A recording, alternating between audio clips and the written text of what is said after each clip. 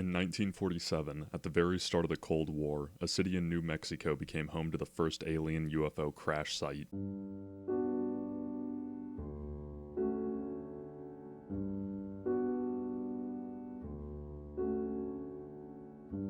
Roswell began humbly, with the main bottleneck being water availability. Come 1890, a major aquifer was discovered underneath a merchant's backyard, allowing for the city's growth. The city's history slows down for a while, only to spark back due to government interest in World War II. A prisoner of war camp was opened near the city, which led to German POWs being used to build the infrastructure. Prisons weren't the only thing the government had planned, as in 1941, the Walker Air Force Base was established, becoming the largest base of the Strategic Air Command before being decommissioned in 1967. During its operation, it was home to the 509th Bomb Group of the 8th Air Force, the only unit equipped to deliver nuclear weapons. In June of 1947, W. Mac Brazel found a metallic substance, rubber, tape, and wood beams on his ranch. Initially being unsure of what it could be, Brazel told his uncle, Hollis Wilson, during a 4th of July visit to Corona. Now, Brazel was out of touch with the current media craze, but Wilson was well aware. The 1947 flying disc craze was the current media frenzy, with newspapers beginning to offer cash rewards for physical proof of any, regardless if they were alien or Soviet. Brazel returned to Roswell on July 6th and reported the debris to the city sheriff, who then informed the Air Force Base. Major Jesse Marcel and Captain Sheridan Cavett joined Brazel to collect the materials from his ranch. The findings were brought up the chain of command to the base commander. On July 8th, Base Public Informant Officer Walter Haut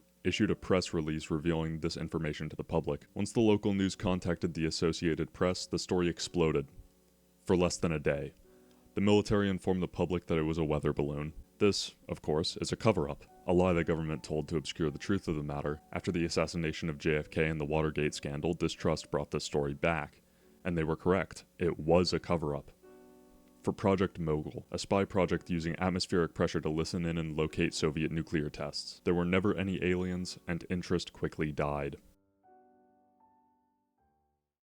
On July 29, 1998, 2 faxes were sent to Art Bell, host of Coast to Coast AM. These faxes told the discovery of time travel in 2034 and what followed the Y2K disaster. Alongside this, an insignia was attached with the name John Titor. On November 2, 2000, the insignia was posted to the Time Travel Institute forums by Time Traveler Zero. Time Traveler Zero followed it up by posting pictures of his time machine, the operations manual, and described the 6 main components of a time machine, all while answering questions and debating with others. In January the following year, he finally referred to himself as John Titor, posting up until he returned to 2036 on March 21, 2000.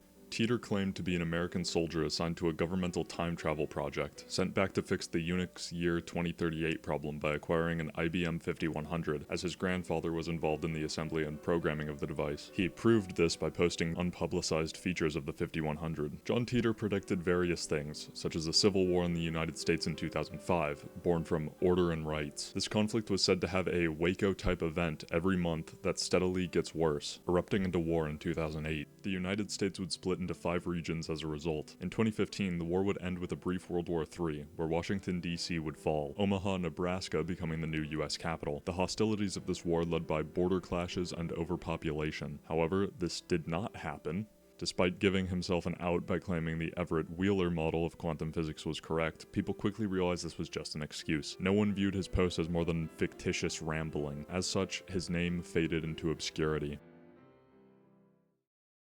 In the 1960s, a counterculture movement was born around the idea that humanity was not living its full potential. The aptly named Human Potential movement was formed off a philosophical basis that unlocking one's potential would increase one's fulfillment, leading to helping others unlock their potential. It was influenced by Abraham Maslow's theory of self-actualization, where the highest need of a man is to be what he could be. This movement exploded in the mid-1960s when George Leonard interviewed 37 psychiatrists and philosophers, all of whom claim that humanity is using less than 10% of our capacity. Research indicates that no, we do not only use 10% of our brain, so of course there wouldn't be a 1977 U.S. Army project in Fort Meade, Maryland to research psychic potential in humanity. In 1977, the U.S. Army began the Stargate project in Fort Meade, Maryland to research the psychic potential of humanity. Retired Chief Warrant Officer Joseph McMonigal claims the project began in response to intel that the Soviets had approved similar programs, leading to the United States' own remote viewing and precognition team. Before officially being founded in 1977, a 1976 preliminary test resulted mainly in failure and once in the location of a lost Soviet spy plane, which was enough to begin the project formally. Nearly nothing came from this project other than a multitude of declassified documents making claims such as finding the Ark of the Covenant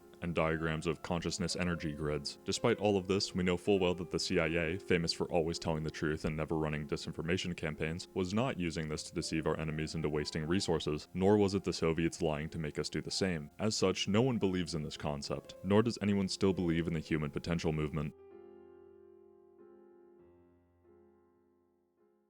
The Melancholy of Haruhi Suzumiya opens with a monologue by the protagonist, an everyman named Kyon, who is explicitly designed to be the normal human. He's a cynic that claims to have never believed in the wonderful but wants to believe in the exciting. Now I know reading is quite difficult for anime fans, so I feel the need to make my point about aliens, time travelers, and espers explicitly clear.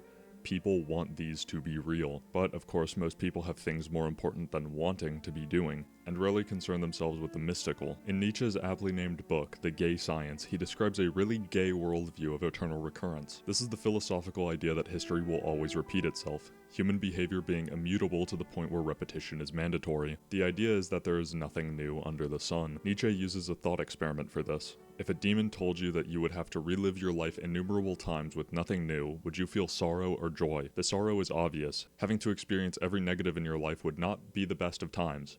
But he seemingly has a different answer for the feeling of joy. The amor fati, one who loves fate, someone who can accept and love this repetition for what it is, someone who can say yes to this reality. I used part of Ecclesiastes chapter 1 verse 9, but like most philosophically illiterate people, I was cherry picking. The full book of Ecclesiastes is an unnamed author transcribing the words of the preacher, the ecclesiast, who is the son of David, king in Jerusalem. By establishing a holy ordinance, this line by itself would indicate that eternal recurrence is a Christian belief. However, Augustine argues that this is in reference to the lack of eternity in the physical world, that the genes of creatures have been and will be repeated rather than preserved. The goal, that which gives life meaning, is granted by the supernatural's existence, granted by God. How would you explain Haruhi Suzumiya to your dad? That's what I'm doing right now. The common answer is God, but I find this very, for lack of a more eloquent word, retarded. I would consider this character's arc to be Nietzschean, which means I would describe Haruhi as completely normal. There's nothing strange about this character in the slightest. Haruhi's main internal conflict is with eternal return. In a baseball game of 50,000 in the stands, she realizes that there is likely nothing new under the sun. With so many people, both in history and alive today, it is likely that others are living identical lives to your own. If you're 1 in a million, then there's 7,000 of you today. Imagine how many have existed in history. However, despite devaluing herself, she is the highest value, capable of subconsciously changing reality with her beliefs, only dangerous because she is the antithesis to amor fati, inimicus. Despite what she is being hypernatural, she is still bound by this nihilism and who she is. I mean this in a literary sense. She is an archetype, as is the entire cast of her brigade. These are interesting archetypes. People don't typically call an entire genre of character boring, but in their repetition they become boring. Haruhi is meant to be the normal anime fan, bored of these archetypes in the same way we are and seeking something new. This is Haruhi's entire conflict, to be someone, not just something, new under the sun. And is this not a normal conflict to have? This series got adapted in 2006, right after the internet exposed the scale of the world to forum users and right before a certain platform allowed people to broadcast themselves. And this is from a foreign perspective, disconnected from the likely inspiration. The Heisei era in Japan began immediately after the bubble economy collapsed. Futility is expected in stories from this era. Haruhi's expressed goal is to find aliens, time travelers, and espers, which she does immediately. However, her beliefs dictate reality, and she believes that her worth is not in what she might be. In an ironic twist, she can only interact with who these archetypes are rather than what they are, and must learn to love this fate. Inversely, the main character Kyon is our yes-sayer, on the path to amor fati. However, this comes after suppressing a desire for the exciting, a different fate. His conflicts are over almost instantly, at least any internal ones. By the Augustine interpretation, his life is made meaningful not from loving the repetitive fate, but from a supernatural intervention. His perspective is literally given color by encountering the supernatural, but not from experiencing a supernatural event. Kyon, for the first month of the story, only sees who Haruhi is, and sees her as someone new under the sun. Let me level with you. I have no clue what I'm talking about. I've never even read Nietzsche, and relating to humans doesn't make God not God. Really, I just threw a bunch of philosophical drivel on the page to sound smart, but you don't need any of that. Japanese anime books are not the pinnacle of prosaic expression, especially with a language barrier, so the climax to The Melancholy of Haruhi Suzumiya's melancholy arc spells it out for you. Haruhi is Haruhi just like how you are you. But you're probably autistic, and there's the real question on everyone's minds. Does Haruhi have autism? I think the act of labeling is what The Melancholy was. I already made this point, but I will reiterate. It's in labeling what Haruhi is that leads to the ironic dynamic the Brigade has. This is why I'm so adamant in my disdain of people calling my favorite cartoon girl from a country 6,500 miles away autistic. You're just creating another label for the character whose story arc tells you, literally in plain text, to not label. I'm completely normal, by the way.